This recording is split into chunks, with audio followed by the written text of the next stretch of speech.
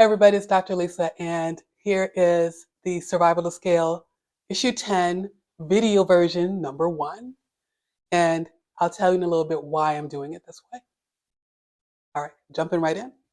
So yesterday I taught a business lifecycle class at a local library, and I always get such a thrill.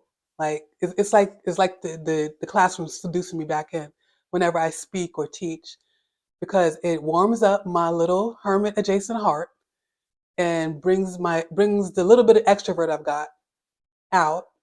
And so those are the only times I'm really comfortable in a room full of strangers.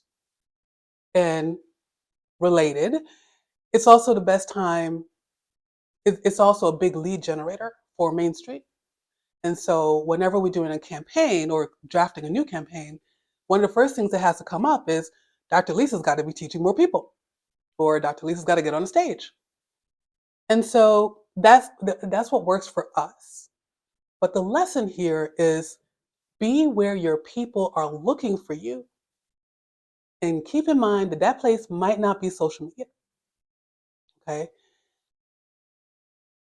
What I'm saying is not ignore social media. You don't get to do that. I don't get to do that. You can't do it either. Okay. So what I want you to keep in mind is social media is good for your proof of existence, showcasing your expertise, testimonials, and so on. But you've got to look at where your people are actually looking for help with the problem that you solve. So I don't want to get on stage and talk to other marketers. Other marketers, I don't hate you, obviously. We're colleagues. But I don't sell to other marketers. So being on a marketing stage might make me feel good and get validation from my peers, but it's not selling Main Street services to anybody because they're essentially in the same business.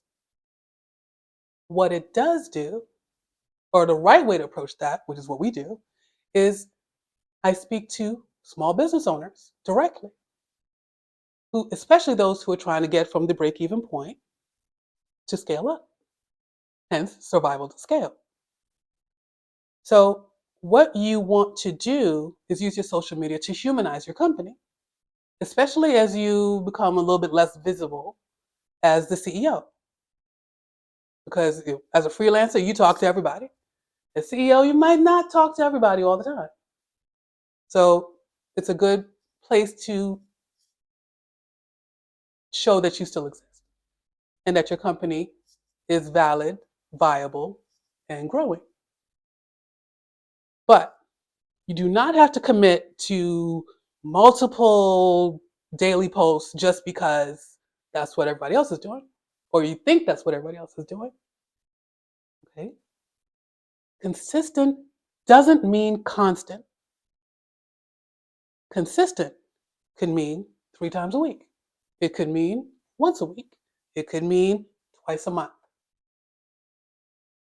That decision has to come from what your people want from you and what they expect from your kind of company. So don't assume that what's working for someone else is going to work for you because you don't know what their business goals are. You can only know your business goals and draft a campaign, a plan, a project to get to those goals. Your goals, not someone else's. Even if that means less social and more teaching, like it does for me, or becoming a LinkedIn influencer, or start a YouTube channel. You don't know. You got to choose your channels based on your people and what brings you the most leads that convert into actual sales.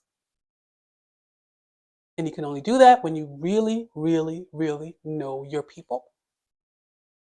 So that brings me to what I learned this morning. I read Chris Penn's Almost Timely newsletter this morning, and I got all the way to the point where it says, watch this newsletter on YouTube. I was like, huh, that's new. And of course, I missed a couple of issues, so he might have been doing it for a while now. Because when I went and looked, it actually were several. So, but I checked, and I was like, "Oh, okay, that works."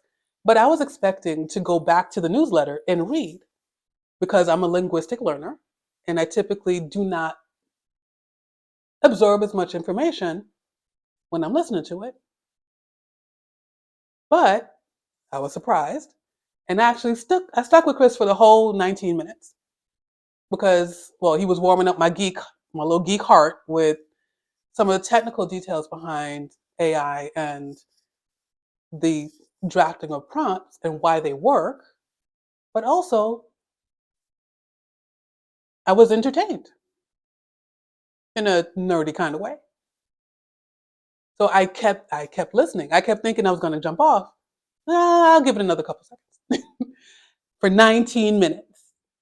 And so what I learned was that the option is important to consume your content in more than one way. Obviously, I know that. I've been a teacher. I understand diverse learning styles, obviously.